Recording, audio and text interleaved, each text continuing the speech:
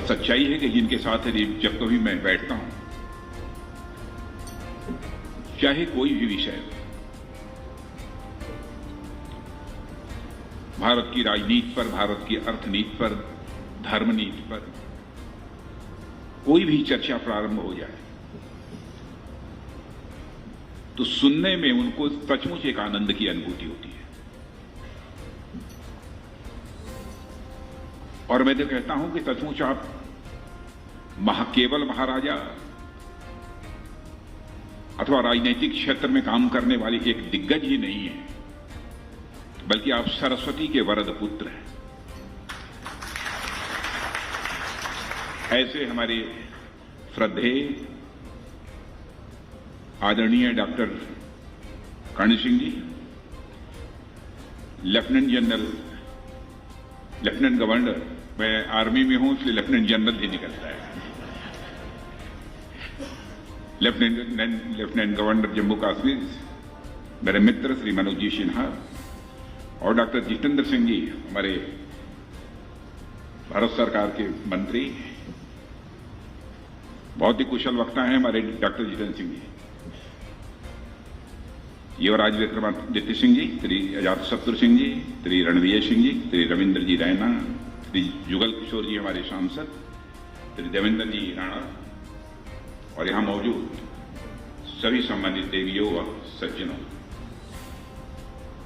जो ही मुझे जानकारी प्राप्त हुई कि आज यहां यह कार्यक्रम हो रहा है, पत्र के माध्यम से जानकारी प्राप्त हुई, और वह पत्र श्रद्धेय डॉक्टर कर्ण सिंह जी के द्वारा लिखा गया था, तो मैंने बिना बात किए सहज में ही अपनी सहमति प्रदान कर दी कि मैं निश्चित रूप से कार्यक्रम में उपस्थित रहूंगा, क्योंकि इस परिवार के गौरवशाली इतिहास से बहुत तो नहीं, लेकिन कुछ हद तक मैं भी परिचित हूं, इसलिए अपनी सहमति दी। और जम्मू स्थित यह हरिनिवास पैलेस, जिसकी पृष्ठभूमि में आज यहां कार्यक्रम हो रहा है, वह जम्मू और कश्मीर के अंतिम महाराजा हरि सिंह जी का यह निवास स्थान रहा है। साथ ही यह इमारत इस प्रदेश के इतिहास और गौरवशाली संस्कृति की भी प्रतीक है, और साथ ही साथ से संस्थान भी मैं मानता हूं। अभी मुझे यहां की संस्कृति की विविधता और उसके रंग की झलक कोई आए जम्मू कश्मीर में वह देख सकता है। और इस प्रदेश में, देश में डोगरा समाज का जो योगदान रहा है, स्वाभाविक रूप से जम्मू में आते ही उसकी याद तरोताजा हो जाती है। और आज का यह कार्यक्रम जम्मू और कश्मीर के इतिहास की उस घटना से जुड़ा हुआ है जहां से जम्मू रियासत की नींव रखी गई थी। बहनों भाइयों, सभी के द्वारा बताया भी गया है, और वैसे भी आप सबको जानकारी है कि आज से ठीक 200 साल पहले 17 जून 1882 को यहां से कुछ दूर अखनूर में चनाब दरिया के किनारे एक दरख्त के नीचे जम्मू की रियासत की बुनियाद महाराजा गुलाब सिंह के राज्याभिषेक के साथ रखी गई थी। उस दिन राज्याभिषेक कार्यक्रम में खुद शेरे पंजाब महाराजा रणजीत सिंह मौजूद थे, और उनकी मौजूदगी में ही गुलाब सिंह जी को राजा बनाया गया था। जल्द ही वे राजा से महाराजा बने जब 1846 में की अमृतसर संधि के माध्यम से जम्मू रियासत के राजा गुलाब सिंह जी पूरी जम्मू और कश्मीर रियासत के वह महाराजा बन गए। महाराजा गुलाब सिंह ये इस इलाके ही नहीं, भारत की डोगरी संस्कृति और परंपरा के सच्चे सबूत थे। जो डोगराओं का इतिहास जानते हैं वे इस बात से भी अच्छी तरह परिचित होंगे कि महाराजा गुलाब सिंह जी सिख साम्राज्य के महान शासक महाराजा रणजीत सिंह जी की छत्रछाया में अपनी काबिलियत, अपनी बहादुरी और अपने पराक्रम के बल पर आगे बढ़े। डोगरा समाज और सिख समाज का यह संबंध भारत की महान संस्कृति को पश्चिम में अफगानिस्तान और उत्तर में बाल्टिस्तान और पूरब में तिब्बत तक लेकर गया। मगर 1947 में जब भारत का विभाजन हुआ तो जम्मू और कश्मीर की रियासत के विलय से पहले ही गैर कानूनी तरीके से एक बड़े इलाके को हथिया लिया गया। आज भी पाक ऑक्युपाइड कश्मीर और गिलगिट बाल्टिस्तान का इलाका पाकिस्तान के गैर कानूनी कब्जे में है। जिन इलाकों को जम्मू और कश्मीर की रियासत में महाराजा गुलाब सिंह ने जोड़ा था, उस पर पाकिस्तान अपना दावा ठोकता है, तो मुझे हैरानी होती है। और सच्चाई है कि इन इलाकों में पाकिस्तान की कोई लोकस स्टैंडाई नहीं है। यदि ऐसा होता तो 1966, 62, 72 और 73 में जो पाकिस्तान का आईन या संविधान बनाया गया, उसमें कभी गिलगिट बाल्टिस्तान पाकिस्तानी हिस्से के रूप में दर्ज नहीं किया गया। जबकि हमारा एक ही संविधान है जिसमें साफ साफ लिखा है कि पाक ऑक्युपाइड कश्मीर और गिलगिट बाल्टिस्तान भारत के अभिन्न अंग हैं और संसद के दोनों सदनों में प्रस्ताव भी सर्वसम्मत पारित हुए हैं। जम्मू और कश्मीर के डोगरा शासकों ने यह सुनिश्चित किया कि यह इलाका हमेशा भारत से जुड़ा रहे। यदि विलय होने के बाद जम्मू और कश्मीर राज्य के साथ सौतेला व्यवहार न किया गया होता तो जो यहां अलगाववादी ताकतें थीं तो उनको कभी मजबूती अथवा वह जो ताकत मिली है वह न मिली होती। आजादी के बाद जम्मू और कश्मीर का भारत में विलय हुआ होता तो भारतीय संविधान की धारा 370 ने जम्मू और कश्मीर को अलग थलग जो बनाए रखा और इस अलगाव से पैदा होने वाली समस्याओं को यहां की जनता ने बहुत पहले ही आंप लिया था। भारत की आजादी हासिल होने के चंद महीनों बाद ही जम्मू और कश्मीर में प्रजा परिषद पार्टी का गठन हुआ और उन्होंने ही बाद में यह नारा दिया कि इस देश में 2 विधान, 2 निशान और 2 प्रधान नहीं चलेंगे। 26 नवंबर 1952, नवंबर 26, 1952 को प्रजा परिषद के कद्दावर नेता स्वर्गीय प्रेमनाथ जी डोगरा ने एक बड़ा आंदोलन खड़ा किया और जगह जगह उन्होंने सत्याग्रह भी किए। प्रजा परिषद का यह आंदोलन तब राष्ट्रीय स्वरूप ले लेता है जब जनसंघ के संस्थापक अध्यक्ष डॉक्टर श्यामा प्रसाद मुखर्जी ने मार्च 1953 में कश्मीर आंदोलन से जुड़ने का उन्होंने फैसला लिया। राष्ट्रवादी विचारधारा के लिए बहनों भाइयों 1952-53 का यह आंदोलन एक डिफाइनिंग मूवमेंट है, क्योंकि आने वाले कई दशकों तक आर्टिकल 370 को समाप्त करना इस देश का एक प्रमुख राष्ट्रीय मुद्दा बना हुआ है। बहनों भाइयों, हमें जम्मू कश्मीर की बेहतरी के लिए 7 दशकों तक 7 डिकेड्स तक यहां के लोगों ने आंदोलन किया। अपने नेता डॉक्टर श्यामा प्रसाद मुखर्जी को भी हम लोगों ने खोया। 90 के दशक में एकता यात्रा के दौरान कई यहां की हस्तियों को भी, यहां अपने कार्यकर्ताओं को भी हमने खोया। संयोग देखिए, जिस एकता यात्रा को भाजपा के तत्कालीन राष्ट्रीय अध्यक्ष डॉक्टर मुरली मनोहर जोशी ने निकाला था, उसके सारथी वही थे जो आज भारत के प्रधानमंत्री हैं श्री नरेंद्र मोदी। ऐसे तमाम प्रयासों और आंदोलनों के बावजूद वोट बैंक की राजनीति और अन्य निहित स्वार्थों के कारण धारा 370 को समाप्त नहीं किया गया। इसलिए जब 2019 में लोकसभा चुनाव हुए तो हमने अपने चुनाव घोषणा पत्र में साफ लिख दिया था कि जीतने के बाद धारा 370 को हम समाप्त करेंगे। और मैं आपको जानकारी देना चाहता हूं, 2014 का जब चुनाव हुआ था तो उस समय मैं पार्टी का राष्ट्रीय अध्यक्ष था। उस समय घोषणा पत्र में इसे शामिल किया गया था। उसके बाद गृह मंत्री की जिम्मेदारी संभाली। क्या डेवलपमेंट हुए इसकी जानकारी मुझे अच्छी तरह है, लेकिन उसकी मैं चर्चा नहीं करूंगा। लेकिन 2019 में जब एक घोषणा पत्र तैयार हो रहा था तब मैंने प्रधानमंत्री मोदी जी से बात की, क्योंकि घोषणा पत्र तैयार करने की जो कमेटी बनी थी उसका चेयरमैन मैं ही खुद था। मैंने कहा इस बार हम लोग इसे लिख रहे हैं तो चाहे जो कुछ भी हो, इस धारा 370 को हमको जम्मू कश्मीर से समाप्त करना है। उन्होंने कहा कि निश्चित रूप से घोषणा पत्र में इसका उल्लेख होना चाहिए और उसका घोषणा पत्र में उल्लेख किया गया।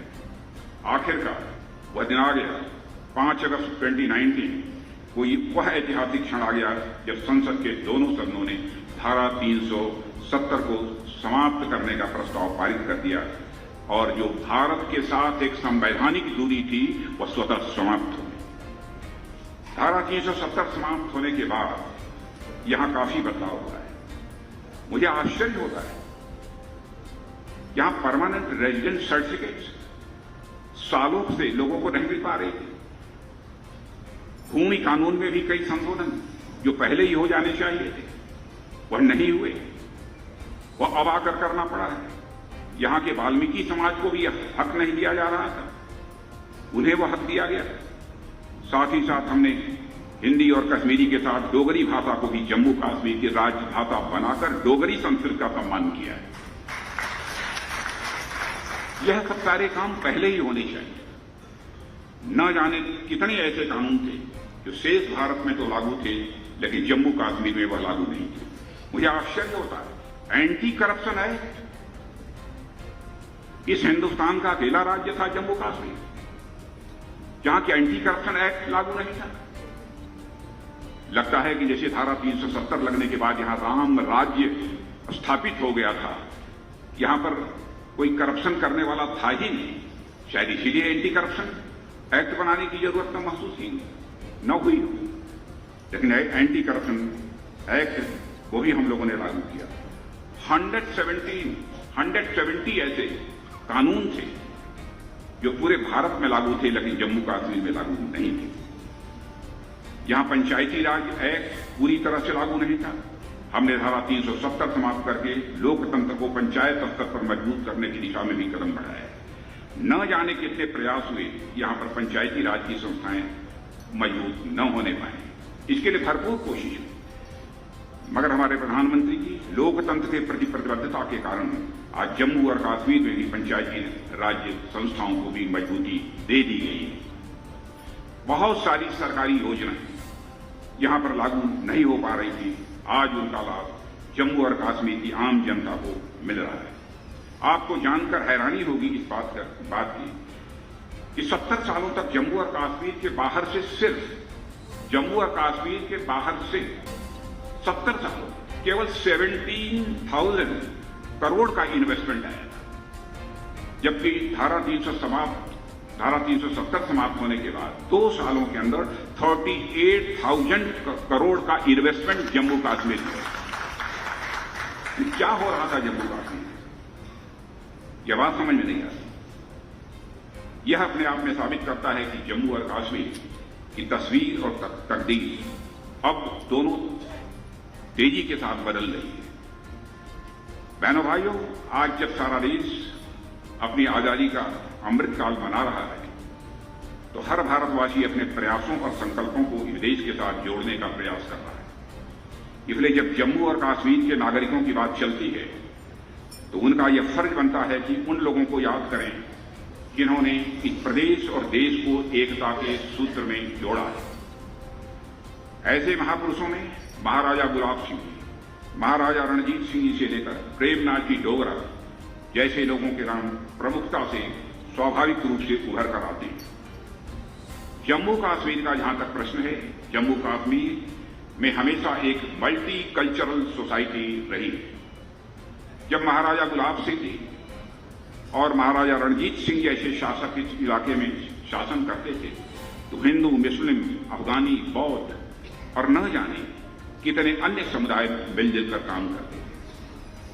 मैं जम्मू कश्मीर के बहनों भाइयों से भी अपील करना चाहता हूं, यह जो हमारा सोशल फैब्रिक है, यह जो हमारा सामाजिक ताना बाना है, जाति, पंथ, मजहब, इन सब सारी चीजों से ऊपर उठकर हमारी तरफ से भरपूर कोशिश होनी चाहिए कि यह ताना बाना, सामाजिक ताना बाना किसी भी सूरत में जम्मू कश्मीर का टूटना नहीं चाहिए। यही इसकी सबसे बड़ी ताकत है, क्योंकि जिस देश भारत के रहने वाले हम लोग हैं, भारत दुनिया का अकेला देश है जिस देश के रहने वाले ऋषियों और मनीषियों ने भारत की सीमा में रहने वाले लोगों को ही अपने परिवार का सदस्य नहीं माना है, बल्कि विश्व की धरा पर जितने भी लोग हैं सभी को अपने परिवार का सदस्य मानते हुए वसुधैव कुटुंबकम यानी the whole world is a family, यह मैसेज देने वाला देश यदि कोई है, यह हमारा और आपका देश केवल भारत है दुनिया में, इसके अलावा अन्य कोई दूसरा देश नहीं है। जम्मू और कश्मीर में कुछ ऐसी ताकतें हैं जिन्होंने इस सोशल फैब्रिक को हमेशा तोड़ने की कोशिश की है। और रेडिकल्स को बढ़ावा दिया है। हाल ही में जम्मू कश्मीर में नफरत को भड़काने की कोशिशें फिर तेज हुई। भद्रवाह में हुई हिंसा की घटना इस प्रदेश की संस्कृति के खिलाफ,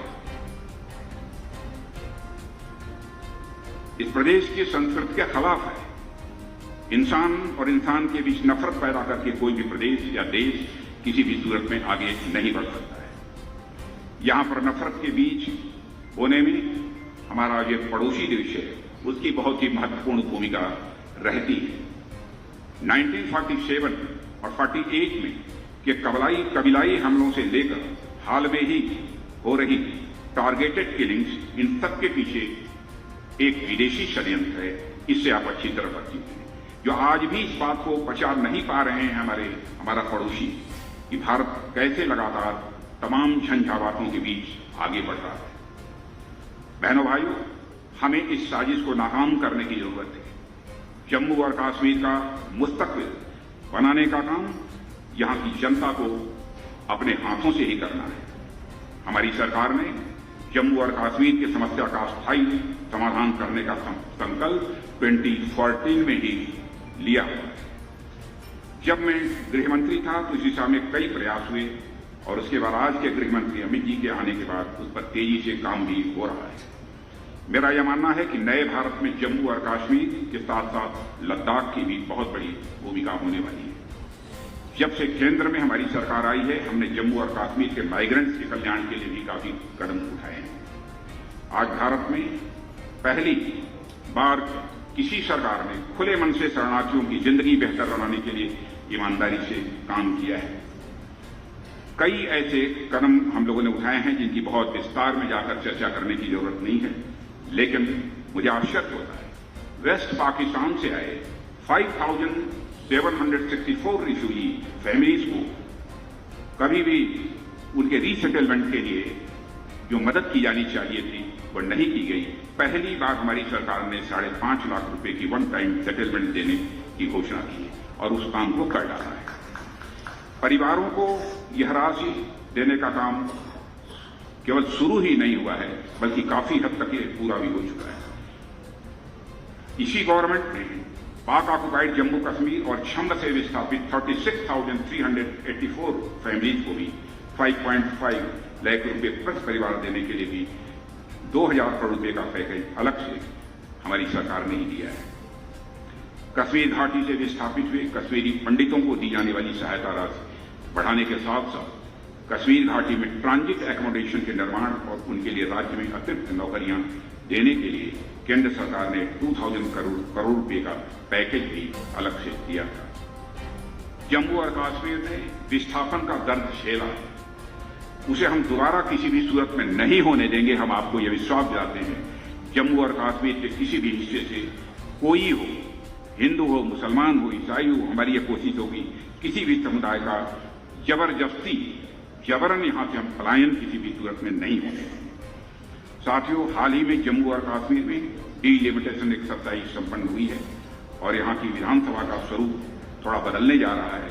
अब तक 83 विधानसभाओं में जम्मू क्षेत्र के 37 और कश्मीर से 46 सीटें हुआ करती थी। अब इसमें बदलाव आया है कि कुल 90 सीट्स में से 43 जम्मू और 47 सीटें कश्मीर में होंगी। मुझे लगता है इस साल के अंत तक हो सकता है कि चुनावी प्रक्रिया भी प्रारंभ हो, इसकी प्रबल संभावना है। जम्मू और कश्मीर की जनता ने 70 सालों तक अलग थलग रहने की पीड़ा झेली है, अब उसका निदान किया गया है।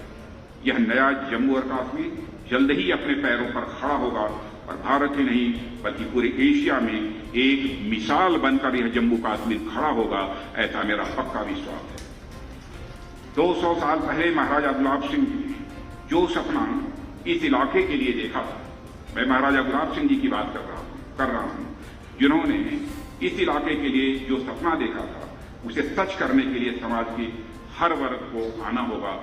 और यदि हम यह संकल्प लेते हैं तो यही मैं समझता हूं कि महाराजा गुलाब सिंह जी के प्रति यह हमारी एक सच्ची श्रद्धांजलि होगी। अंत में मुझे अपनी इतनी बात कहने का मौका मिला है, उसके लिए मैं सभी आयोजकों को अपनी तरफ से धन्यवाद देते हुए और हृदय की गहराइयों से महाराजा गुलाब सिंह जी के प्रति श्रद्धांजलि की अभिव्यक्ति करते हुए अपना निवेदन समाप्त करता हूं। आप सबको बहुत